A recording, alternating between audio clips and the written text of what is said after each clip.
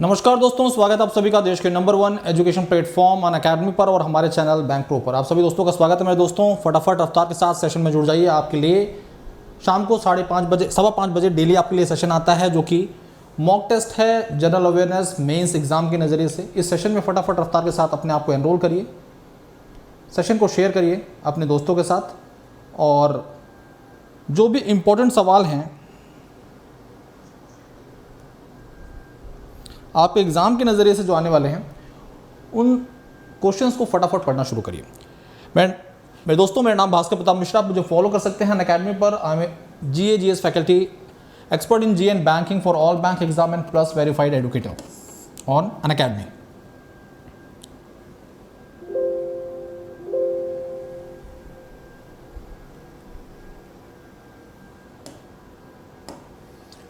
तो दोस्तों,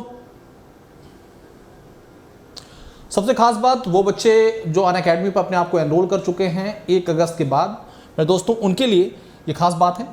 अब उनको स्टडी मटेरियल भी प्रोवाइड किया जा रहा है अनअकैडमी पर। जो आइकॉनिक लर्नर्स हैं उनको ये स्टडी मटेरियल फिजिकल फॉर्म और एप्लीकेशन दोनों पर उपलब्ध है। जो प्लस लर्नर्स हैं उनके लिए ये एप्लीकेशन पर उपलब्ध है। ये स्टडी मटेरियल मेरे दोस्तों टॉप एग्जाम एक्सपर्ट्स के द्वारा क्यूरेटेड है, reviewed by top educators, accessible anywhere any time. Chapter wise यहाँ पर प्रीवियस ईयर क्वेश्चंस भी दिए गए हैं। बहुत ही यूज़फुल है आपके एग्ज़ाम के नज़रिए से। नोट्स जो हैं आपके लिए बैंक एग्ज़ाम के लिए मेरे दोस्तों वो आइकॉनिक लर्नर्स और प्लस लर्नर के लिए क्या क्या फैसिलिटीज़ यहाँ पर अवेलेबल हैं वो ध्यान दीजिएगा। फिजिकल और एप्लीकेशन दोनों, यानी कि फिजिकल फॉर्म में यानी हार्ड कॉपी के फॉर्म में आपको नोट्स मिलेंगे यहाँ पर और एप्लीकेशन पर भी उपलब्ध है। मैगजीन एप्लीकेशन पर है। Raise hand facility, ask a doubt feature और पर्सनलाइज सॉल्यूशन यानी कि मेंटरशिप भी प्रोवाइड की जा रही है। प्लस लर्नर के लिए जो भी सुविधाएं हैं स्टडी मटेरियल से संबंधित वो एप्लीकेशन पर हैं। मैगजीन भी एप्लीकेशन पर है। रेज हैंड और आस्क डाउट फीचर उनके लिए उपलब्ध है। मेरे दोस्तों, best educator top batches start हो चुके हैं। हमारा बैच जो है वो आता है आपके लिए मंडे से हम अपना बैच लाते हैं दोस्तों। मंडे से सुबह 11 बजे मॉर्निंग 11 AM पर मंडे टू फ्राइडे आपके लिए बैच आता है। सर आपके लिए रीजनिंग, मैथ्स और मैम इंग्लिश की क्लासेस देती हैं। इस बैच में अपने आप को एनरोल करिए, रफ्तार के साथ जुड़िए दोस्तों। टेस्ट सीरीज़ की जब बात करते हैं, क्वांट सेक्शनल टेस्ट सीरीज़ आपके लिए आज 4 बजे था। आपने दिया कि नहीं दिया कमेंट बॉक्स में ज़रूर बताइएगा। जनरल अवेयरनेस का टेस्ट सीरीज़ आपके लिए, GA का टेस्ट सीरीज जो है दोस्तों वो आपके लिए कल 29 अगस्त को शाम को 6 बजे है। ज़रूर एनरोल करिएगा इसमें। शुरू करते हैं सवालों को, लेकिन उससे पहले एक बार सब्सक्रिप्शन पर ध्यान दे देते हैं। BPM 10 मेरा कोड है, इस कोड का इस्तेमाल करिए। 24 मंथ का सब्सक्रिप्शन प्लस में मेरे दोस्तों इस समय 8999 का है। 10% का डिस्काउंट होगा कोड यूज़ करने पर। 12 मंथ का सब्सक्रिप्शन आपके लिए 7499 का है। 6 मंथ 6299 का है। आइकॉनिक सब्सक्रिप्शन ये कोड इस्तेमाल करने पर 10% का ऑफ होगा। 24 मंथ का सब्सक्रिप्शन आपके लिए 13,799 का है। 11,599 का 12 मंथ का और 6 मंथ का सब्सक्रिप्शन 10,299 का है। शुरू करते हैं पहला सवाल। फर्स्ट क्वेश्चन आपके लिए यहां पर क्या है देखिए। इलेक्टोरल बॉन्ड जो हैं ये कितने दिनों के लिए वैलिड होते हैं? सवाल एग्जाम में पूछा जा चुका है, पहले एग्जाम में सवाल बन चुका है। आंसर करना शुरू करिए, रफ्तार के साथ बता दीजिए सही जवाब क्या है तूफानी अंदाज में। जितने भी बच्चे यहां पे सेशन में जुड़े हुए हैं सेशन को शेयर कर दीजिए, सेशन को लाइक कर दीजिए मेरे दोस्तों और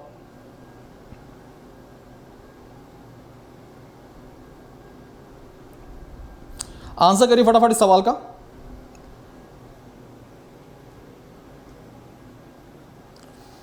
तो मेरे दोस्तों इलेक्टोरल बॉन्ड्स, चुनावी बॉन्ड जो है मेरे दोस्तों, यानी कि राजनीतिक पार्टियों को चुनावी चंदा जो मिलता है अब वो बॉन्ड के माध्यम से दिया जाता है। ये बॉन्ड मेरे दोस्तों स्टेट बैंक ऑफ इंडिया की सिलेक्टेड ब्रांचेस से इशू होते हैं।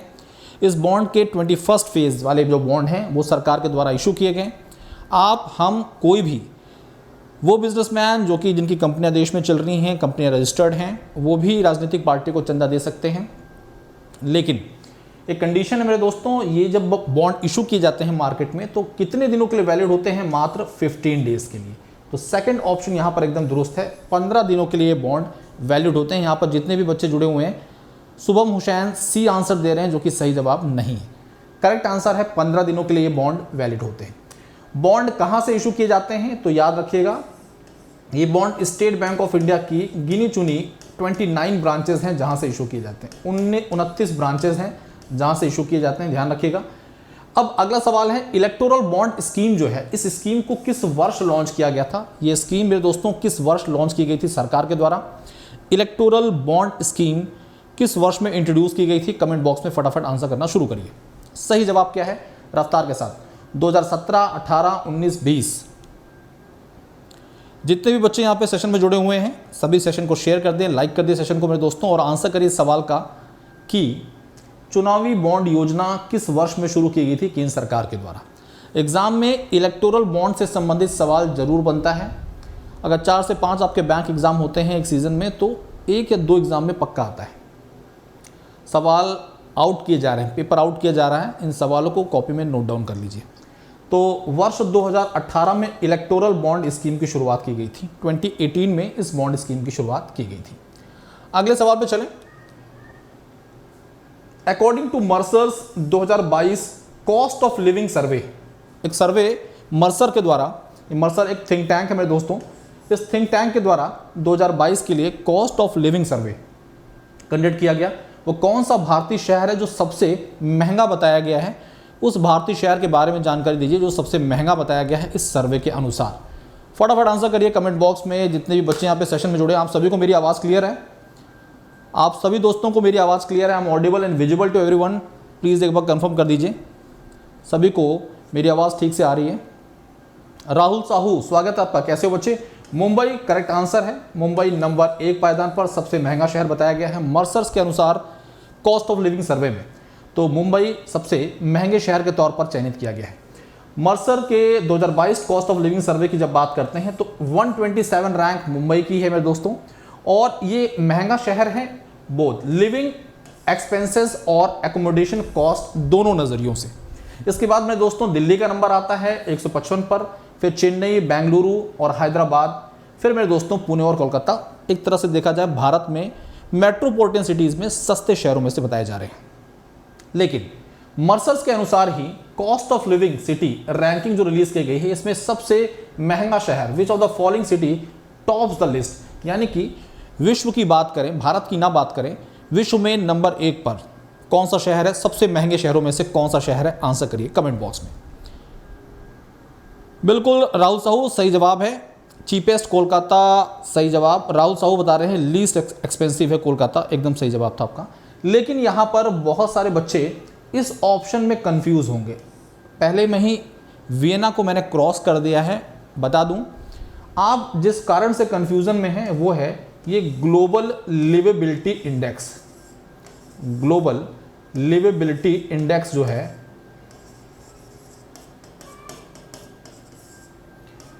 ग्लोबल लिवेबिलिटी इंडेक्स जो है मेरे दोस्तों उसमें वियना नंबर 1 पर है। ठीक है जी, यहाँ पर जो है ये cost of living city ranking है और इसमें हांगकांग मेरे दोस्तों नंबर 1 पायदान पर है। सबसे टॉप पर जो है वो हांगकांग है, दूसरे पर जूरिक है, तीसरे पर जेनेवा है। तो याद रखिएगा जवाब गलत हैं, सही करिए, सुधारिए उसे और बढ़ते हैं अगले सवाल की तरफ। तो मैं डेली आपके सामने एक थिंक टैंक लाता हूं और वो थिंक टैंक आपके एग्जाम के नज़रिए से काफ़ी महत्वपूर्ण होता है। ठीक है भाई, अगले सवाल पे चलें। भारत को कितने मेडल्स मिले? कॉमनवेल्थ गेम्स 2022 बर्मिंघम में आयोजित किए गए, इसमें भारत को कुल कितने मेडल्स मिले हैं? साथ साथ में भारत कौन से पायदान पर रहा, आपको जानकारी देनी है। निम्नलिखित में से कौन सा ऑप्शन सही है? भारत को कितने गोल्ड, सिल्वर और ब्रॉन्ज दिए गए? तो मैं दोस्तों बी ऑप्शन यहां पर एकदम दुरुस्त है, 22 गोल्ड, 16 सिल्वर और 23 ब्रॉन्ज। तो याद रखिएगा 22 गोल्ड, 16 सिल्वर, 23 ब्रॉन्ज मिले हैं भारत को। टोटल मेडल्स कितने मिले हैं कमेंट बॉक्स में आंसर कर दीजिए। भारत की रैंकिंग इंडिया में दोस्तों चौथे पायदान पर, 4th पोजीशन पर। नंबर 1 पर कौन सा कंट्री? नंबर 1 पर मेरे दोस्तों फिर से इस बार ऑस्ट्रेलिया रहा। दूसरे पर कौन सा कंट्री रहा? यूके। तीसरे पर कनाडा, चौथे पर भारत और 5वें पर न्यूजीलैंड। ये ऑर्डर भी याद रखिएगा, एग्जाम के नज़रिए से महत्वपूर्ण है। कॉमनवेल्थ गेम से एग्जाम में एक सवाल बन सकता है, टोटल मेडल्स कितने मिले? पहला मेडल मेरे दोस्तों मीराबाई चानू को 49 kg कैटेगरी में 201 किलो का वजन उन्होंने उठाया था, याद रखिएगा। ओलंपिक में भी इन्होंने सिल्वर मेडल जीता था, इस बार उन्होंने गोल्ड मेडल जीता है। हाँ, बी सी डी, भव्या आपका जवाब एकदम सही है। बी सी और डी ऑप्शन सेम थे, इसलिए ध्यान रखिएगा 22 गोल्ड, 16 सिल्वर और 23 ब्रॉन्ज। दिमाग में बस इतना रखिए, 22 गोल्ड, 16 सिल्वर, 23 ब्रॉन्ज। ये कॉमनवेल्थ गेम के मेडल लिस्ट है भारत की। अगला सवाल आपको बताना है निम्नलिखित में से वो कौन है जो कि पहली महिला फर्स्ट विमेन डायरेक्टर जनरल हैं council of scientific and industrial research CSIR। मैं दोस्तों CSIR भारत में साइंटिफिक और इंडस्ट्रियल रिसर्च से संबंधित सबसे बड़ी संस्थाओं में से एक है। इस संस्था में पहली बार किसी महिला को महानिदेशक के तौर पर नियुक्त किया गया है। उनका नाम क्या है? कमेंट बॉक्स में आंसर करिए फटाफट, देखते हैं कितने बच्चे सही जवाब देते हैं। जी भैया, वो पिछला वाला सवाल था, उस पर 2 नीचे के 3 ऑप्शन एकदम सेम थे, उसको दुरुस्त कर लीजिएगा, सही कर लीजिएगा। आंसर करिए सवाल का फटाफट। अलका मित्तल, सुमा मंडल, नल्ला थम्बी, कलाइसेल्वी, शांति श्री डी पंडित, माधवीपुरी बुच। तो मेरे दोस्तों यहाँ पर कौन सा ऑप्शन सही है? CSIR की पहली महिला डायरेक्टर किसको नियुक्त किया गया है?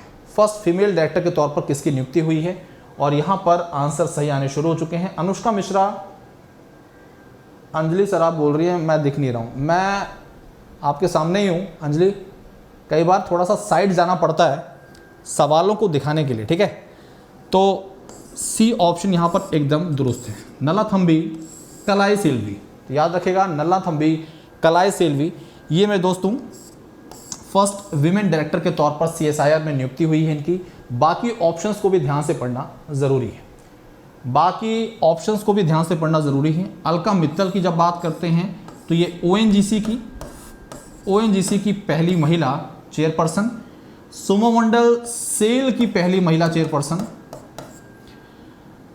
शांति Shri D Pandit Jawaharlal Nehru university JNU की जब बात करते हैं तो फर्स्ट फीमेल VC, और माधवीपुरी बुच सेबी की पहली महिला चेयरपर्सन है। तो याद रखिएगा ये जितनी भी संस्थाएं हैं, ये संस्थाएं इंपॉर्टेंट हैं, और जब भी कोई फीमेल इस प्रकार की बड़ी संस्थाओं में हेड के तौर पर नियुक्त की जाती है, एग्जाम में सवाल बन जाता है। तो याद रखिएगा इनमें से कोई भी पॉइंट आपके एग्जाम में पूछा जा सकता है, ध्यान रखिएगा इस चीज़ को। आगे बढ़ते हैं, अगले सवाल की तरफ देखें। तो पहले जानकारी यहाँ पर देखिए, doctor Kalaiselvi N has become the first women director general of scientific council of scientific and industrial research CSIR। सारी जानकारी दी गई है, तस्वीर दी गई है इनकी। ये मेरे दोस्तों जानी मानी वैज्ञानिक हैं, सीनियर वैज्ञानिक, सीनियर साइंटिस्ट हैं, और इनको ये नियुक्ति दी गई है। आगे बढ़े अगले सवाल की तरफ, बता दीजिए फटाफट निम्नलिखित में से वो कौन है? देखिए वो कौन है जो बैंगलोर बेस्ड इंडेफी टेक्नोलॉजी, ये इंडेफी टेक्नोलॉजी जो मेरे दोस्तों, इसके एडवाइज़र के तौर पर निम्नलिखित में से किस पूर्व बैंकर को नियुक्त किया गया है? वो कौन है जिनको बैंगलोर बेस्ड इंडेफी टेक्नोलॉजी, ये एक फिनटेक कंपनी है, एक फिनटेक कंपनी है मेरे दोस्तों, फिनटेक कंपनी है, ठीक है भाई, फिनटेक है ये, और इसमें एडवाइज़र के तौर पर किसकी नियुक्ति हुई? आपकी जानकारी के लिए बता दें, बाय नाउ पे लेटर, बाय नाउ पे लेटर, ये बड़े बड़े जो महानगर हैं वहाँ पर इस प्रकार की सुविधाएं आजकल ये फिनटेक कंपनी प्रोवाइड कर रही हैं। पहले आप वस्तुओं को खरीद लीजिए, उसके बाद धीरे धीरे करके पेमेंट करते रह दीजिए, जैसे कि नॉन बैंकिंग फाइनेंस कंपनी के द्वारा ये सेवाएं दी जाती हैं। जब हम बात करते हैं इंडेफी की, इंडेफी भी इसी प्रकार की कंपनी है, और अभी हाल में ही इसने बाय नाउ पे लेटर वाली फैसिलिटी को शुरू किया है। एडवाइज़र के तौर पर निम्नलिखित में से किसकी नियुक्ति है? अनुष्का मिश्रा का जवाब डी है, रजनीश कुमार, और बिल्कुल सही जवाब है, 4th ऑप्शन यहाँ पर एकदम करेक्ट है। Rajneesh Kumar State Bank of India SBI के फॉर्मर चेयरमैन रह चुके हैं, SBI के एक्स चेयरमैन रह चुके हैं, ध्यान रखिएगा। इस समय ये भारत पे में चेयरमैन के तौर पर है, भारत पे में चेयरमैन के तौर पर है। भारत पे के बारे में आप तो जानते होंगे, जानी मानी कंपनी है, पेमेंट सर्विस प्रोवाइडर कंपनी है मेरे दोस्तों, जैसे पेटीएम, फ़ोनपे, गूगल पे, वैसे ही भारत पे भी है। अश्नीर ग्रोवर का नाम सुना होगा, शार्क टैंक में आते थे, को फाउंडर हैं इस कंपनी के, अब इस्तीफ़ा दे चुके हैं। उन्हीं के द्वारा मेरे दोस्तों रजनीश कुमार की नियुक्ति इस संस्था में चेयरपर्सन के तौर पर की गई थी। अशोक लवासा की जब बात करते हैं, अशोक लवासा इस समय एशियन डेवलपमेंट बैंक में एडीबी में वीपी के तौर पर है, vice president. Urjit Patel Asian infrastructure investment bank, मुख्यालय बीजिंग में है और इसके ये वाइस प्रेसिडेंट हैं। क्या है दोस्तों, इस संस्था में वाइस प्रेसिडेंट के तौर पर है, वीपी के तौर पर है। बीपी कानूनगो, अभी हाल में ही रिजर्व बैंक ऑफ इंडिया के द्वारा कस्टमर सर्विसेज से संबंधित एक कमेटी की निर्माण किया गया था। उस कमेटी के प्रमुख BP Kanungo reserve bank of India के पूर्व डेप्यूटी गवर्नर के पद पर रह चुके हैं।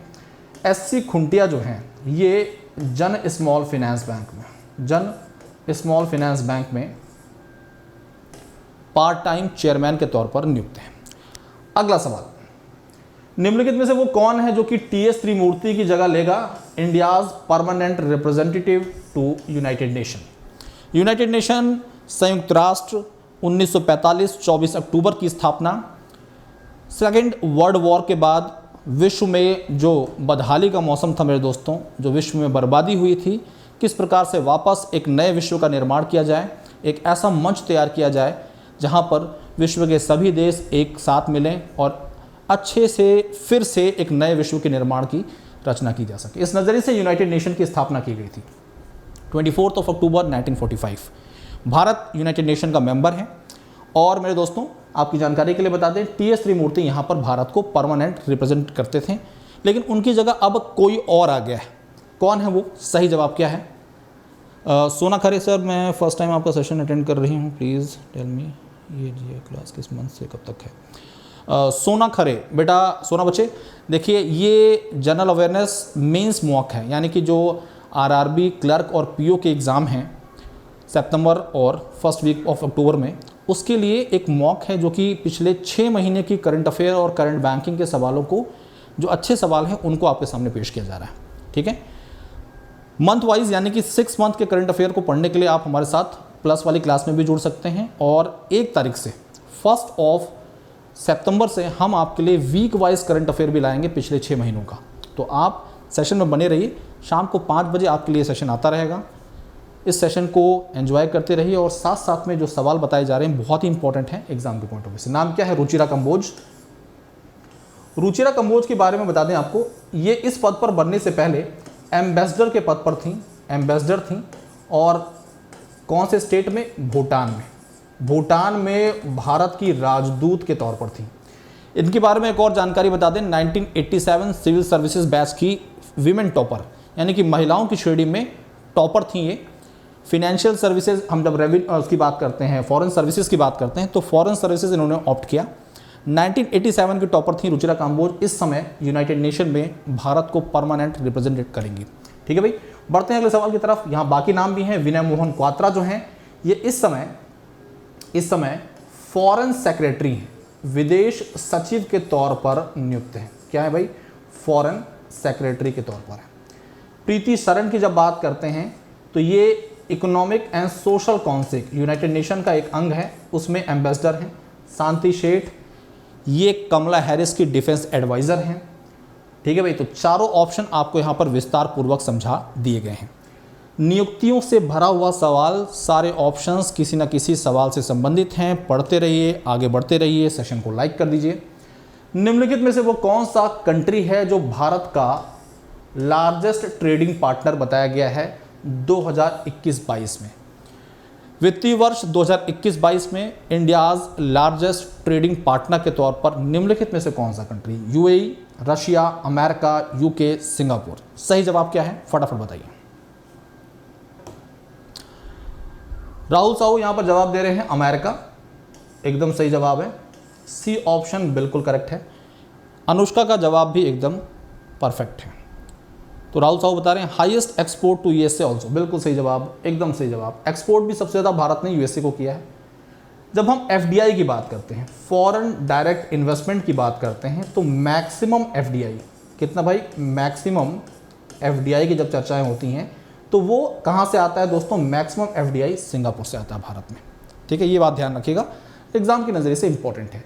एक रिपोर्ट आती है जिसे बोलते हैं वर्ल्ड इन्वेस्टमेंट रिपोर्ट। कौन सी report? World investment report. World investment report याद रखिएगा। वर्ल्ड इन्वेस्टमेंट रिपोर्ट जो है एग्जाम में कई बार पूछा जा सकता है इस रिपोर्ट को कौन सी संस्था पेश करती है, तो इसको पेश किया जाता है United nation conference on trade and development UNCTAD द्वारा। इसके अनुसार जो आखिरी रिपोर्ट आई थी, अमेरिका FDI के मामले में नंबर 1 पर था, चाइना दूसरे पायदान पर, भारत 5वें नंबर पर था। ठीक है भाई, बढ़ते हैं अगले सवाल की तरफ। प्रधानमंत्री जीवन ज्योति बीमा योजना, सुरक्षा बीमा योजना और अटल पेंशन योजना, ये ऐसी योजनाएं हैं जिन्हें सोशल सिक्योरिटी स्कीम बोला जाता है। समाज सुरक्षा यानी कि समाज को सुरक्षा प्रदान करने के नज़रिए से इन योजनाओं को शुरू किया गया था। इन योजनाओं ने 7 वर्ष पूरे कर लिए, 7 ईयर्स कंप्लीट कर लिए। कब किए? 9 मई 2022 को। तो 9 मई 2022 को इन योजनाओं ने 7 वर्ष पूरे किए। आपको बताना है निम्नलिखित में से किस वर्ष इन योजनाओं की शुरुआत हुई थी। सही जवाब क्या है? करेक्ट आंसर है 2015। तो 9 मई 2015 कलकत्ता में, कोलकाता जिसे बोलते हैं अब, कोलकाता में मेरे दोस्तों इन 3 योजनाओं को हमारे देश के प्रधानमंत्री नरेंद्र मोदी जी द्वारा लॉन्च किया गया था। इन योजनाओं से संबंधित कई बड़े बदलाव भी हैं जिनके बारे में आपको जानकारी होनी चाहिए। उन बदलावों के बारे में जानते हैं। एग्जाम में इनमें से एक बदलाव जरूर पूछा जाएगा। तो मेरे दोस्तों देखिए, प्रधानमंत्री सुरक्षा बीमा योजना, जीवन ज्योति बीमा योजना और अटल पेंशन योजना, इन 3 योजनाओं ने मेरे दोस्तों 7 वर्ष पूरे कर लिए। 9 मई को 9 मई 2015 को कलकत्ता में मेरे दोस्तों प्रधानमंत्री नरेंद्र मोदी जी द्वारा इन योजनाओं को लॉन्च किया गया था। ये योजनाएं मेरे दोस्तों अफोर्डेबल रेट पर इंश्योरेंस और सिक्योरिटी प्रोवाइड करती हैं गरीब जनता को देश की। अब चर्चा जब करते हैं तो आपको बताना है, जीवन ज्योति बीमा योजना में प्रीमियम रेट जो कि 330 रुपये हुआ करता था, अब इसे बढ़ा दिया गया है। कितना कर दिया है? फटाफट आंसर कर दीजिए। प्रधानमंत्री जीवन ज्योति बीमा योजना सोशल सिक्योरिटी स्कीम है, एक ऐसी स्कीम जो कि नेचुरल डेथ को भी कवर करती है। पहले मेरे दोस्तों 330 रुपया प्रीमियम हुआ करता था सालाना, अब इस प्रीमियम रेट को कितना कर दिया गया है? कमेंट बॉक्स में आंसर करिए। 410, 420, 30, 36 या 46? सही जवाब क्या है? 436 इज द करेक्ट आंसर। सवाल पूछा जा सकता है कितना बढ़ाया गया है, तो आप बोलेंगे 106 रुपये, 106 रुपीज़ क्या कर दिया गया है? प्रीमियम बढ़ा दिया गया है। ऐसे ही मेरे दोस्तों सुरक्षा बीमा योजना की जब बात करें, प्रधानमंत्री सुरक्षा बीमा योजना में प्रीमियम रेट में कितना इजाफा किया गया है? 12 रुपये प्रीमियम रेट हुआ करता था, अब उसे बढ़ाकर कितना कर दिया गया है? तो सुरक्षा बीमा योजना की जब बात करते हैं मेरे दोस्तों, संशोधन के तहत प्रीमियम को 12 रुपये से बढ़ाकर अब कितना कर दिया है? 15, 20, 30, 40? सही जवाब क्या है? ये हो गया है 20 रुपीज़, यानी कि थर्ड ऑप्शन एकदम दुरुस्त है। तीसरा ऑप्शन यहाँ पर एकदम सही है। प्रधानमंत्री जन धन योजना PMJDY, इस योजना के बारे में सुनते होंगे। 28 अगस्त 2022 इस योजना के द्वारा मेरे दोस्तों कितने वर्ष पूरे कर लिए आज? इस योजना ने आज कुल कितने वर्ष पूरे कर लिए हैं? कमेंट बॉक्स में फटाफट आंसर कर दीजिए, सही जवाब दे दीजिए।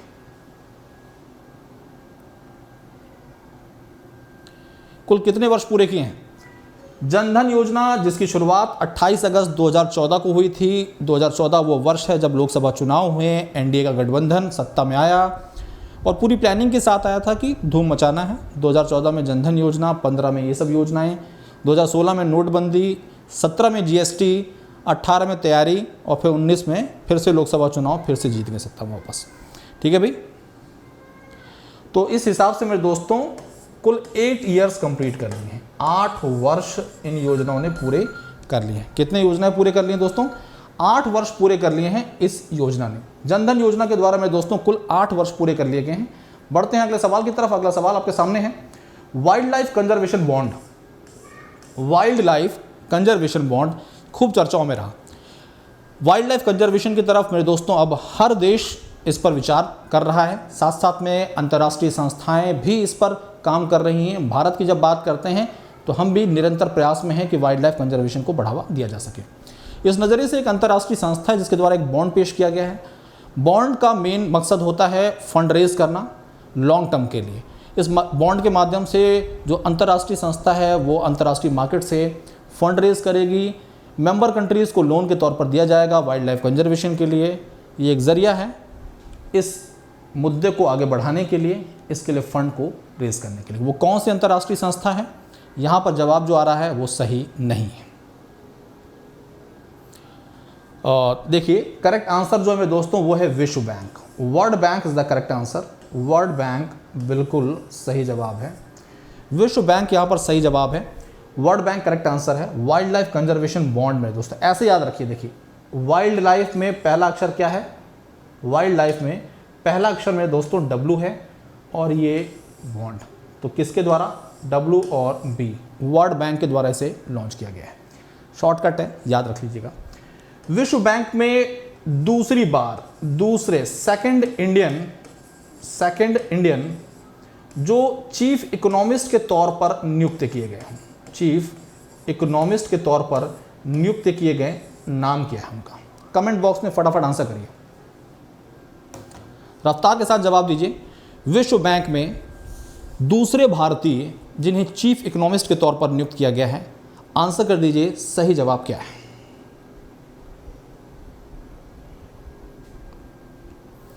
सेशन को लाइक कर दीजिए दोस्तों, सेशन को शेयर कर दीजिए। आप जितने भी दोस्त साथी मित्र इस समय सेशन में जुड़े हुए हैं, मोस्ट वेलकम। तो मेरे दोस्तों चीफ इकोनॉमिस्ट जो हैं उनका नाम है इंदरमीत गिल। क्या नाम है? इंदरमीत गिल। इंदरमीत गिल जो हैं ये जाने माने अर्थशास्त्री हैं। इनसे पहले कौशिक बसु वर्ल्ड बैंक में, इनसे पहले कौशिक बसु पहले भारतीय जो चीफ इकोनॉमिस्ट के पद पर विश्व बैंक में नियुक्त हुए। वर्ल्ड बैंक में प्रेसिडेंट डेविड मेलपास हैं। एमडी के तौर पर अंशुला कांत हैं, फर्स्ट फीमेल एमडी हैं भारत से, याद रखिएगा। और चीफ इकोनॉमिस्ट के तौर पर मेरे दोस्तों इस समय इंदरमीत गिल की नियुक्ति हो गई है। कार्मेन रेनहार्ड जो कि अमेरिकन थी, वो अब इस पद पर नहीं है। बढ़ते हैं नेक्स्ट क्वेश्चन की तरफ, देखते हैं अगला सवाल क्या है। Bharat petroleum corporation limited, BPCL मेरे दोस्तों, जिसमें सरकार के द्वारा पूरी की पूरी हिस्सेदारी डिसइन्वेस्ट करने का फैसला ले लिया गया है, आपको पता होना चाहिए। ये एक सरकारी कंपनी है और एक महारत्न पीएसयू भी है, याद रखिएगा। क्या है भाई? महारत्न पीएसयू, महारत्न पीएसयू है, ठीक है भाई। इस कंपनी को सरकार पूरी तरह से डिसइन्वेस्ट कर रही है, अपनी हिस्सेदारी बेचने वाली है। सरकार ने अनाउंसमेंट कर दिया, बीच में कोविड-19 आ गया, इसलिए सब कुछ अटका पड़ा हुआ। अभी एलआईसी की 3.5% की हिस्सेदारी बेचकर सरकार ने 21,000 करोड़ रुपया मार्केट से रेज किया था। ऐसे ही यहाँ से भी होगा। इसने 7 वर्षों के लिए पार्टनरशिप की है किसी टेक जायंट के साथ टेक्नोलॉजिकल ट्रांसफॉर्मेशन के लिए। कौन सी वो कंपनी है? आंसर करिए। करेक्ट आंसर क्या है फटाफट बता दीजिए, सही जवाब क्या है? अनुष्का का जवाब यहां पर है ए, गूगल, जो कि सही नहीं है। सही जवाब है माइक्रोसॉफ्ट मेरे दोस्तों इस पार्टनरशिप में एंटर की है। टीसीएस की जब बात करते हैं तो TCS state Bank of India को टेक सपोर्ट प्रोवाइड करेगी। 10 वर्षों का ये पार्टनरशिप हुई है, 10 ईयर्स की पार्टनरशिप हुई। तो याद रखिएगा, स्टेट बैंक ऑफ इंडिया ने टीसीएस के साथ पार्टनरशिप की है, बीपीसीएल का माइक्रोसॉफ्ट के साथ टाई अप हुआ है, ठीक है भाई। अगले सवाल पर,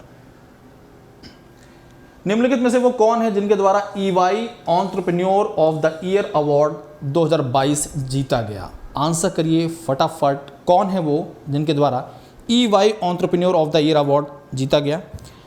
दूसरी भारतीय महिला हैं जिन्होंने इस अवार्ड को जीता, और ओवरऑल देखा जाए तो मेरे दोस्तों चौथी भारतीय हैं। किरण मजूमदार, उज्ज्वला सिंघानिया, फागुनी नैयर, सुची मुखर्जी, राधिका अग्रवाल, ये जो नाम दिख रहे हैं ना आपको, ये सब बड़े बड़े एंटरप्रेन्योर हो चुके हैं इस समय, यानी कि इन्होंने अपने स्टार्टअप शुरू किए, सफलता मिली इनको। आप नाम सुनते होंगे नायका का, आप नाम सुनते होंगे लाइम रोड, है ना। ये सब जो कंपनियां में दोस्तों ये इन्हीं लोग की हैं। सही जवाब क्या है? और राहुल बिल्कुल सही जवाब, फागुनी नायर, एकदम करेक्ट आंसर, फागुनी नायर। कॉस्मेटिक प्रोडक्शन कंपनी है Nykaa, beauty and cosmetic, Nykaa नाम सुना होगा आप लोगों ने, फाउंडर हैं इसकी। और मेरे दोस्तों इनको इस अवार्ड से सम्मानित किया गया है। EY जो है अर्न्स्ट एंड यंग, ये एक service provider, consultancies and service provider company है, लंदन बेस्ड। तो याद रखिएगा ये लंदन बेस्ड एक कंपनी है, जानी मानी बड़ी कंपनी है मेरे दोस्तों, ठीक है भाई। किरण मजूमदार ये फर्स्ट फीमेल पहली महिला थी जिनको इस अवार्ड से सम्मानित किया गया था 2021 के लिए। ठीक है भाई, तो 2021 के लिए इनको सम्मानित किया गया था किरण मजूमदार को, जो कि Biocon India limited Bengaluru based एक बायोटेक्नोलॉजी कंपनी है, इसकी फाउंडर हैं किरण मजूमदार। उज्ज्वला सिंघानिया मेरे दोस्तों जेपी ग्रुप से जुड़ी हुई हैं, सुची मुखर्जी, राधिका अग्रवाल, लाइम रोड और दूसरी कंपनियों के प्रमुख हैं इसमें। वो कौन सा राज्य है, किस राज्य के चीफ मिनिस्टर के द्वारा नंदिनी क्षीर समृद्धि सहकारा बैंक यानी कि सहकारी बैंक, कोऑपरेटिव बैंक स्थापना करने की बात कही। इसके माध्यम से जो मिल्क प्रोडक्शन से जुड़े हुए लोग हैं, जो मिल्क प्रोड्यूसर्स हैं, उनको फिनेंशियल सपोर्ट मिलेगा, बढ़ावा मिलेगा इस उद्योग धंधे को आगे बढ़ाने के लिए। आपकी जानकारी के लिए बताते हैं, जब मिल्क प्रोडक्शन की बात करते हैं तो भारत नंबर 1 पायदान पर है। भारत को नंबर 1 पर लाने के पीछे मेरे दोस्तों एक जाने माने कृषि वैज्ञानिक, नाम क्या है उनका, नाम है वर्गीस कुरियन, जिन्हें फादर ऑफ वाइट रिवॉल्यूशन के नाम से भी जाना जाता है। 26 नवंबर को उन्हीं के जन्मदिन पर राष्ट्रीय दुग्ध दिवस मनाया जाता है। तो national milk day 26 of November को होता है। नंदिनी क्षीर समृद्धि सहकारी बैंक, इसे कौन से निम्नलिखित में से कौन से राज्य के सीएम के द्वारा शुरू किया गया? करेक्ट आंसर है कर्नाटक। 5वां ऑप्शन यहाँ पर एकदम सही है। कर्नाटक की जब बात करते हैं, सीएम यहाँ पर बासवराज बोम्मई। सीएम कौन है? बासवराज बोम्मई। बासवराज बोम्मई जो हैं वो यहाँ पर सीएम के तौर पर हैं। कर्नाटक में दोस्तों पहला ऐसा राज्य, फर्स्ट स्टेट है, पहला राज्य है जिसने नेशनल एजुकेशन पॉलिसी NEP 2020 में दोस्तों लागू कर दी है, इम्प्लीमेंट कर दिया है अपने स्टेट में। भारत में दूसरा राज्य मध्य प्रदेश है, याद रखिएगा। के कस्तूरीरंगन उस कमेटी के प्रमुख। बढ़ते हैं अगले सवाल की तरफ, देखते हैं अगला सवाल क्या है। सेशन को लाइक कर दीजिए। मैं नया छात्र हूं सर जी, अपना नाम बता दो। संजय सैनी, मेरा नाम भास्कर प्रताप मिश्रा है। भास्कर प्रताप मिश्रा के नाम से आप अनअकैडमी पर मुझे सर्च कर सकते हैं, फॉलो कर सकते हैं। शाम को 5 बजे आपके लिए ये क्लास आती है जो कि पिछले 6 महीने के इम्पॉर्टेंट करंट अफेयर्स और करंट बैंकिंग पर आधारित है। RRB, PO और क्लर्क मेंस के नज़रिए से सेशन को रखा गया है। सुबह आपके लिए 9:30 बजे डेली करंट अफेयर का सेशन आता है इसी चैनल पर, तो फॉलो कर लीजिए। गवर्नर कर्नाटक में थावरचंद गहलोत हैं। हमारे देश में एक संस्था है institute of economic growth, IEG society. ये सोसाइटी मेरे दोस्तों इकोनॉमिक रिसर्च से संबंधित है। इस संस्था की स्थापना 1952, इस सोसाइटी जो है 1952 में हुई थी। किसने किया था?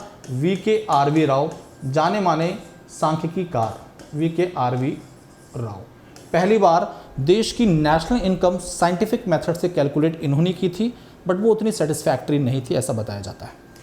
तो इस समय जो डायरेक्टर हैं इस संस्था के अंदर, वो मॉनेटरी पॉलिसी कमेटी के मेंबर भी रह चुके हैं। सही जवाब क्या है फटाफट बता दीजिए। तो जितने भी दोस्त साथी मित्र हैं आंसर करें, निम्नलिखित में से वो कौन सा ऑप्शन है, वो कौन है जो कि इस समय IEG सोसाइटी के डायरेक्टर के पद पर है। जितने भी साथी जुड़े हुए हैं सेशन को लाइक कर दीजिए, दोस्तों को सेशन शेयर करिए। आपके लिए मेरे दोस्तों ये सेशन डेली शाम को 5 बजे आता है, जुड़िएगा ज़रूर। चेतन घाटे की जब बात करते हैं, चेतन घाटे कुछ भी बोलिए, ये x MPC member, monetary policy committee member भी रह चुके हैं, जब रिजर्व बैंक ऑफ इंडिया के द्वारा मेरे दोस्तों MPC का गठन किया गया, पहली बार जब MPC को गठित किया गया, सरकार की तरफ से चुने गए 3 लोगों में से चेतन घाटे साहब भी थे। अमिताभ कांत, नीति आयोग के पूर्व CEO, अजय त्यागी, पूर्व सेबी चेयरमैन, NK सिंह, ये IEG सोसाइटी जो है जिसकी हम चर्चा कर रहे हैं, इसके प्रेसिडेंट हैं और 15वें वित्त आयोग के साथ साथ में 15th फिनेंस कमीशन जो है, फिनेंस कमीशन, उसके चेयरमैन भी हैं। याद रखिएगा 15वें वित्त आयोग के चेयरमैन भी हैं। उर्जित पटेल इस समय मेरे दोस्तों Asian infrastructure investment bank AIIB जो है, इसमें इस संस्था में वाइस प्रेसिडेंट के तौर पर कार्यरत हैं। सारे ऑप्शन क्लियर हो गए? सारे ऑप्शन आपके लिए क्लियर है मेरे दोस्तों, एग्जाम के नज़रिए से इंपॉर्टेंट हैं। पढ़ते रहिए, आगे बढ़ते रहिए।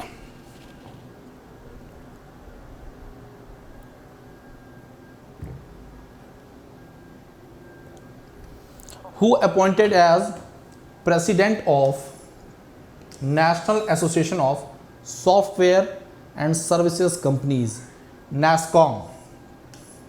इस संस्था की जब चर्चाएं की जाती हैं तो ये देश में information technology IT and BPO business process outsourcing sector की एपेक्स बॉडी है। क्या बॉडी है भाई? एपेक्स बॉडी, यानी कि रेगुलेटरिंग बॉडी बोल सकते हैं। ठीक है भाई। इस संस्था में प्रेसिडेंट के तौर पर निम्नलिखित में से किसकी नियुक्ति हुई है? आंसर कर दीजिए। यहाँ पर साई किरण जुड़ चुके हैं और आंसर दे रहे हैं ई, साई किरण। सही जवाब है आपका कृष्णन रामानुजन।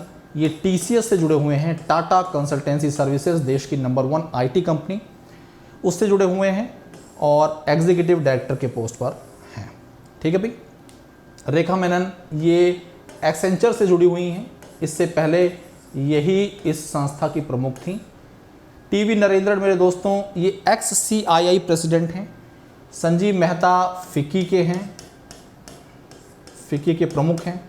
और रेखा शर्मा जो हैं ये national commission for women NCW की हेड हैं, एनसीडब्ल्यू की प्रमुख हैं। याद रखिए सारे पॉइंट बड़े काम के हैं। चलते हैं अगले सवाल पर। अगला सवाल क्या है?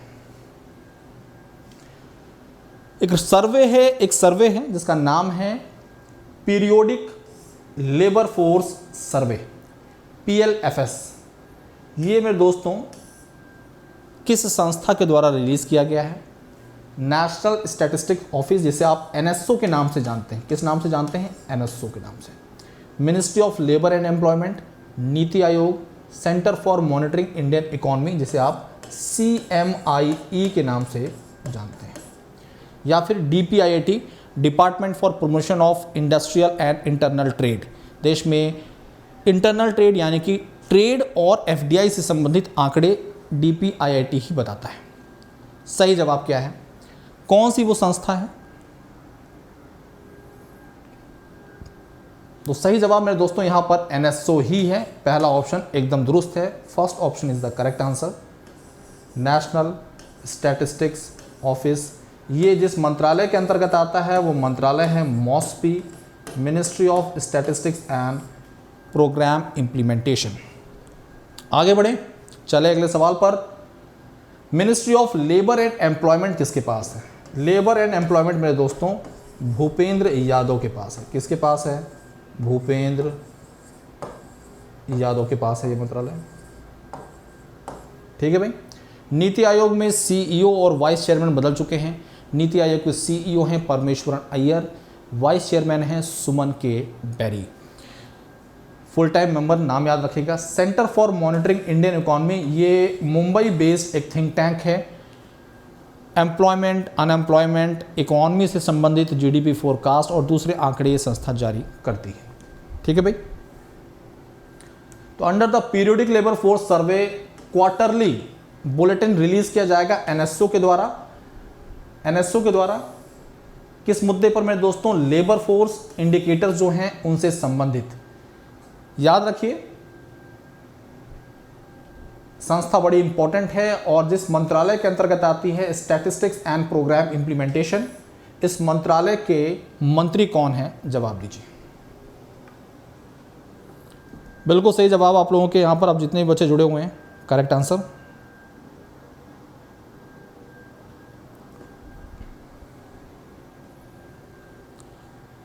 फटाफट आंसर करिए। निम्नलिखित में से वो कौन है जो कि इस मंत्रालय को संभाल रहे हैं? इस मंत्रालय के मंत्री जी हैं।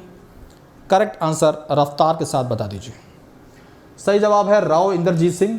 राव इंद्रजीत सिंह इस मंत्रालय को संभाल रहे हैं दोस्तों, और ये गुरुग्राम से सांसद हैं। कहाँ से भाई सांसद हैं? गुरुग्राम से सांसद हैं, MP हैं, मेंबर ऑफ पार्लियामेंट BJP से। जितेंद्र सिंह की जब बात करते हैं तो science and technology, science and technology. Bhupendra Yadav, अभी अभी चर्चाएं की हमने, लेबर एंड एम्प्लॉयमेंट मंत्रालय प्लस एनवायरनमेंट मिनिस्ट्री भी इन्हीं के पास है। Anurag Thakur information and broadcasting, sports and youth affair मंत्रालय भी यही देख रहे हैं, youth affairs. Dharmendra Pradhan education और स्किल डेवलपमेंट। देखिए आपके आरआरबी के एग्ज़ाम में, जब आप आरआरबी का एग्ज़ाम देंगे ना, तो आपके आरआरबी के एग्ज़ाम में एक मिनिस्टर, मिनिस्ट्री, उसका संसदीय क्षेत्र पूछा जा सकता है। पिछले पेपर को उठा के देखिए, पिछले पेपर को एनालाइज करिए, इस प्रकार के बहुत सारे सवाल आपको मिलेंगे। आप जो भी दोस्त यहाँ पे जुड़े हुए हैं, सेशन को लाइक कर दीजिए। डेली शाम को 5 बजे इस मॉक टेस्ट में जुड़िए। ज़बरदस्त मॉक टेस्ट होगा, पढ़ने में मज़ा आएगा, बवाल काट दोगे एग्ज़ाम में जाकर, इसका प्रॉमिस देता हूँ मैं आपको। 40 में से 30+ नंबर की guarantee. RRB, PO mains, clerk mains की बात कर रहा हूँ मैं। वो कौन सा बैंक है, उस बैंक के बारे में जानकारी दीजिए जिसने एक एमओयू साइन किया है 150 बिलियन यूएस डॉलर का आईपीई ग्लोबल के साथ। आईपीई ग्लोबल जो है ये एक जानी मानी अंतर्राष्ट्रीय सर्विस प्रोवाइडर कंपनी है मेरे दोस्तों। और किस फील्ड से संबंधित है ये हमारे देश में हेल्थ केयर इंफ्रास्ट्रक्चर को, जो स्वास्थ्य से संबंधित मूलभूत सुविधाएं हैं, उनको दुरुस्त करने के नज़रिए से ये एक एमओयू, समझौता ज्ञापन पर हस्ताक्षर हुए हैं। उस बैंक के बारे में जानकारी देनी है जिस बैंक के साथ हुआ है। आंसर करिए कौन सा बैंक है। यहाँ पर निर्माण बता रहे हैं एचडीएफसी, साई किरण एचडीएफसी बता रहे हैं, जो कि सही नहीं है। अनुष्का ने पहले तीसरा बताया है, फिर दूसरा कर दिया है, लेकिन सही जवाब जो मेरे दोस्तों हैं वो है axis bank. Fourth option is the correct answer. Fourth option is the correct answer. Axis bank मेरे दोस्तों सही जवाब है। ये संस्था जो है ये सिटी बैंक को भी, सिटी बैंक के जितने भी बिजनेस हमारे देश में चल रहे हैं उसको भी एक्वायर कर रहा है मेरे दोस्तों यही संस्था एक्सिस बैंक। एक्सिस बैंक की जब चर्चाएं करते हैं, इस समय प्रमुख कौन है एक्सिस बैंक का? एक्सिस बैंक के सीईओ का नाम बताना है आपको। सही जवाब क्या है फटाफट बता दीजिए। S Jagdishan, Sandeep Bakshi, Amitabh Chaudhary, Shyam Srinivasan, Pradeep Kumar Panja. Correct answer है अमिताभ चौधरी। अमिताभ चौधरी मेरे दोस्तों इस समय एक्सिस बैंक के प्रमुख हैं। एस जगदीशन की जब बात करें एचडीएफसी, जो कि अब एचडीएफसी बैंक जो है एचडीएफसी कॉरपोरेशन में मर्ज होने की अप्रूवल मिल चुकी है। संदीप बख्शी आईसीआईसीआई बैंक से हैं। श्याम श्रीनिवासन ये फेडरल बैंक के सीईओ एमडी हैं। कौन से बैंक के? फेडरल बैंक के।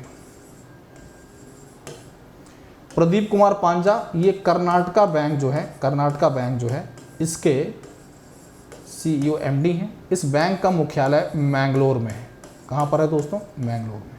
फेडरल बैंक जो है ये कोची अलुवा। ठीक है भाई, याद रखिए सारे काम के सवाल हैं। एग्जाम में 1-2 सवाल इस प्रकार के पूछ लिए जाते हैं। उस फिनटेक कंपनी के बारे में जानकारी दीजिए, उस पेमेंट सर्विस प्रोवाइडर कंपनी के बारे में जानकारी दीजिए जो कि ऑफिशियल पार्टनर हो गई है पीएम्स म्यूजियम की। आपको पता होगा प्रधानमंत्री संग्रहालय नई दिल्ली में पूरा रिवैम्प किया गया है। पुराना जो था उसे एक प्रकार से नया रूप दिया गया है।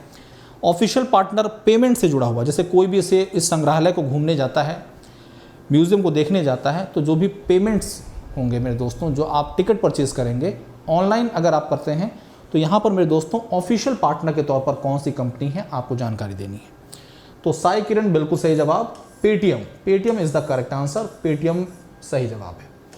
एलआईसी के बाद कोई पूछे देश में सबसे बड़ा आईपीओ किस कंपनी ने पेश किया, तो वो पेटीएम। फाउंडर का नाम Vijay Shekhar Sharma.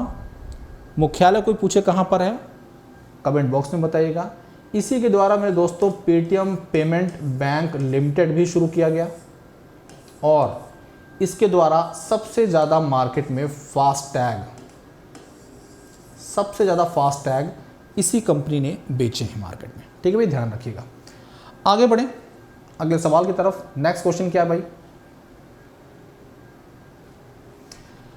Union cabinet approved how much. देखिए एक योजना है विश्व बैंक की। वर्ल्ड बैंक हमारे देश में micro small medium enterprise sector में सपोर्ट कर रहा है, फाइनेंशियल सपोर्ट प्रोवाइड कर रहा है। जिस योजना के तहत विश्व बैंक के द्वारा एक भारी भरकम रकम दी जा रही है भारत को, उस योजना का नाम है रैम्प। रैम्प का फुल फॉर्म है raising and accelerating MSME performance. बहुत ही इंपॉर्टेंट सवाल है, बहुत ही इंपॉर्टेंट क्वेश्चन है। वर्ल्ड बैंक से संबंधित एक क्वेश्चन आपके एग्जाम में बनेगा। वर्ल्ड बैंक से संबंधित एक सवाल आपके एग्जाम में आना तय है। रैम्प, रिवॉर्ड, स्ट्राइव जैसे जो भी प्रोजेक्ट हैं, वाइल्ड लाइफ कंजर्वेशन बॉन्ड, ये सब एग्जाम में सवाल बनाने के लिए बेताब हैं। आपके एग्जाम में क्वेश्चन पूछे जाएंगे गारंटीड। रैम्प का जो टोटल एलोकेशन है वो कितना है, ये सवाल नहीं पूछा जा रहा है यहाँ पर। यहां पर पूछा जा रहा है केंद्र सरकार के द्वारा, यूनियन कैबिनेट के द्वारा रैंप में कितनी सहायता दी जा रही है। तो देखिए थोड़ी सी गलती है, उसे सही कर लेते हैं। 5वां ऑप्शन है नन ऑफ दीज।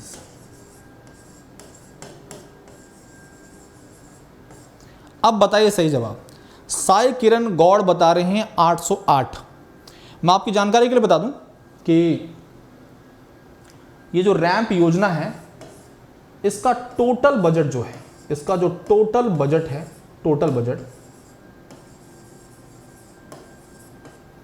वो है मेरे दोस्तों 808 मिलियन, 808 मिलियन यूएस डॉलर। इस 808 को 500 और 308 में बांटा गया है।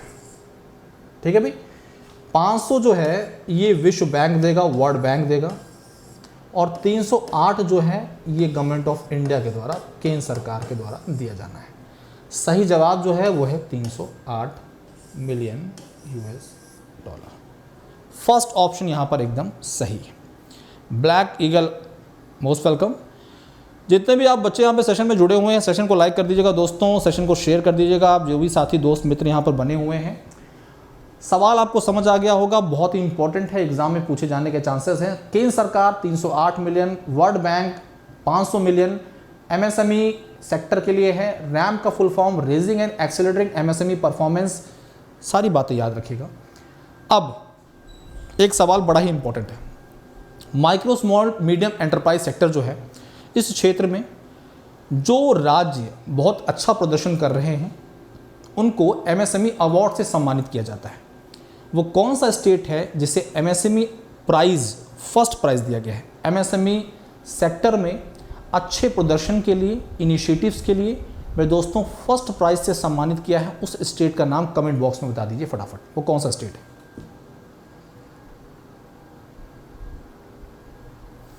और यहाँ पर ब्लैक ईगल आ चुके हैं और एकदम सही जवाब Sai Kiran, black eagle correct answer.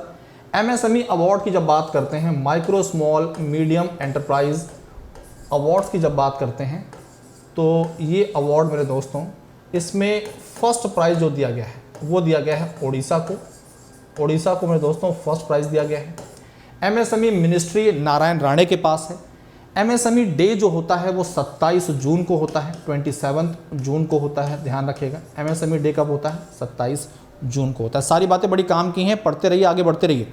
Session अच्छा लग रहा है तो थम्स अप कर दीजिएगा, सेशन अपने दोस्तों को शेयर भी करिएगा। अब एक और सवाल बड़ा प्यारा है, प्यारा सवाल का मतलब इंपॉर्टेंट है। गिनी चुनी बड़ी अंतर्राष्ट्रीय संस्थाएं हैं, उनमें से एशियन डेवलपमेंट बैंक भी एक संस्था है, जिसे आप हिंदी में एशियाई विकास बैंक के नाम से जानते हैं। 2021-22 में एशियाई विकास बैंक के द्वारा भारत को भारी भरकम लोन दिया गया। अलग अलग प्रोजेक्ट्स के लिए अलग अलग राज्यों को ये लोन दिया गया था। टोटल एलोकेशन भारत को 2021 में एशियन डेवलपमेंट बैंक ने कितना दिया था? सही जवाब दीजिए।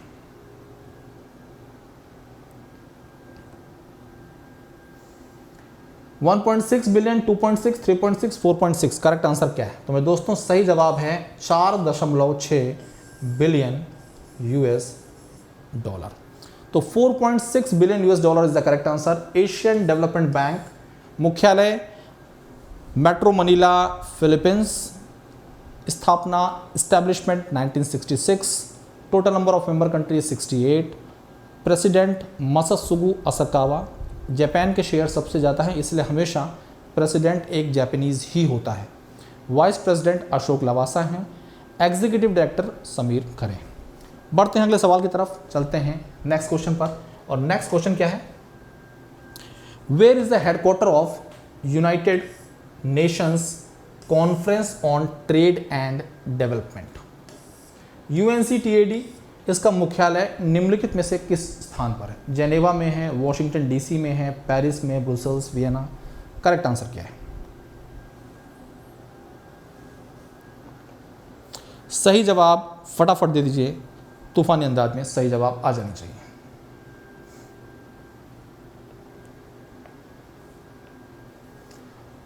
तो मेरे दोस्तों मुख्यालय जो है वो है जेनेवा में। First option is the correct answer. Headquarter कहाँ पर है? जेनेवा में। 1963-64 की इसकी स्थापना है। अंतर्राष्ट्रीय स्तर पर व्यापार से संबंधित नियमों को बेहतर बनाने के नज़रिए से, व्यापारिक रिश्तों को मजबूत करने के नज़रिए से UNCTAD नाम की संस्था की स्थापना की गई थी। आपको बताना है इस UNCTAD नाम की संस्था में सेक्रेटरी जनरल की पोस्ट पर कौन है, यानी कि इस पद पर मेरे दोस्तों United nation conference on trade and development पर किसकी नियुक्ति है, वो कौन है जो कि इस संस्था में प्रमुख के तौर पर है।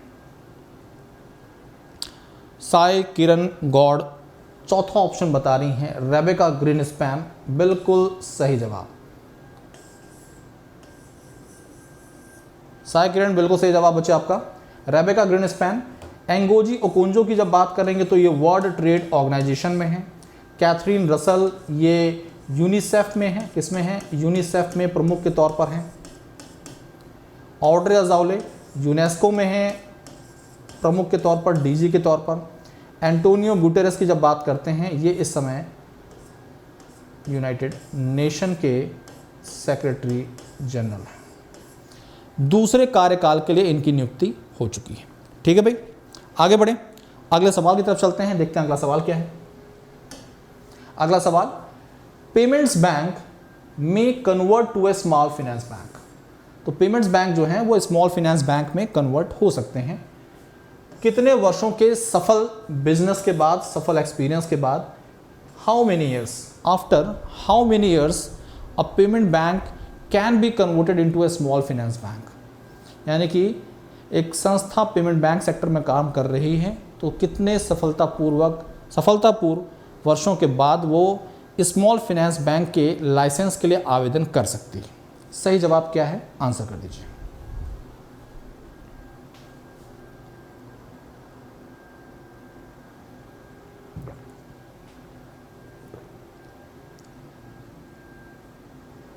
तीन वर्ष, 4, 5, 10, 15।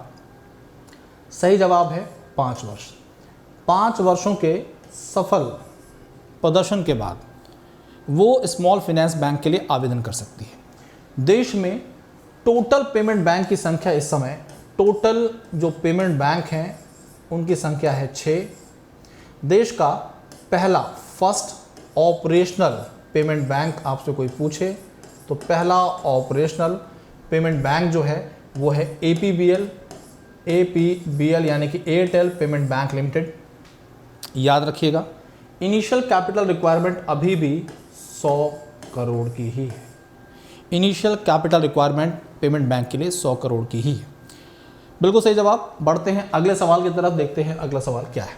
अगला सवाल, what is the minimum paid up capital required by a urban cooperative bank. Here UCB stand for urban cooperative bank. Urban cooperative bank शहरी सहकारी बैंक अगर वो चाहता है कि वो अपने आप को स्मॉल फाइनेंस बैंक में कन्वर्ट कर ले तो इन संस्थाओं के लिए रिजर्व बैंक ऑफ इंडिया के द्वारा इनिशियल कैपिटल रिक्वायरमेंट कितनी रखी गई है। R Gandhi committee, R Gandhi जो कि रिजर्व बैंक ऑफ इंडिया के पूर्व डेप्यूटी गवर्नर हैं, उनकी अध्यक्षता में रिजर्व बैंक ऑफ इंडिया ने स्मॉल फाइनेंस बैंक, ठीक है जी, जो भी अर्बन कोऑपरेटिव बैंक्स हैं उनके एक तरह से रीस्ट्रक्चरिंग के लिए एक कमेटी का निर्माण किया था। आर गांधी साहब ने बोला था वो शहरी सहकारी बैंक, अर्बन कोऑपरेटिव बैंक जो कि अपने आप को स्मॉल फाइनेंस बैंक में कन्वर्ट करना चाहते हैं उनके लिए कुछ नियम सरल बना दिए जाएंगे। तो आपको बताना है सही जवाब क्या है। अर्क प्रभा मुखर्जी मोस्ट वेलकम, धन्यवाद। अबुल कलाम आज़ाद 100 करोड़। तो यहाँ पर एकदम सही जवाब है। किसी भी अर्बन कोऑपरेटिव बैंक के लिए 100 करोड़ का क्राइटेरिया है और ये एक एक्सेप्शन है। आमतौर पर स्मॉल फाइनेंस बैंक जो हैं उनके लिए 200 करोड़ होता है, 200 करोड़ होता है। लेकिन अगर स्मॉल फाइनेंस बैंक का लाइसेंस एक अर्बन कोऑपरेटिव बैंक लेना चाहता है तो उसके लिए नियम थोड़े से सरल हैं। इसका फ़ायदा क्या मिलेगा, मार्केट एक्सपोज होगा, यानी एक्सपोजर मिलता है, मार्केट एक्सपोजर मिलता है, नए सेक्टर, नया एरिया। एक अर्बन कोऑपरेटिव बैंक के लिए काम करने की एरिया की जब बात करते हैं, जो वर्किंग एरिया होता है उसका वो लिमिटेड होता है, लेकिन स्मॉल फाइनेंस बैंक के लिए मेरे दोस्तों ये एरिया एक बड़ा एरिया होता है। यूनिवर्सल बैंक हैं, उसके बाद मेरे दोस्तों आप स्मॉल फाइनेंस बैंक के दायरे में आ सकते हैं। अभी हाल में ही यूनिवर्सल बैंक और स्मॉल फाइनेंस बैंक के लिए आवेदन रिजर्व बैंक ऑफ इंडिया के द्वारा एप्लीकेशंस लाए गए थे और इन एप्लीकेशंस की स्क्रूटनी के लिए एक कमेटी का गठन किया गया है, श्यामला गोपीनाथ कमेटी जिसे बोलते हैं, श्यामला गोपीनाथ की अध्यक्षता में। आगे बढ़ते हैं, अगले सवाल की तरफ चलते हैं। नेक्स्ट क्वेश्चन क्या है, आपको बताना है वो कौन सा राज्य है जो कि पॉपुलेशन डेंसिटी के मामले में 2021 नहीं है, 2011 है, 2011 कर लीजिएगा ऐसे, ये 2011 है, ठीक है जी।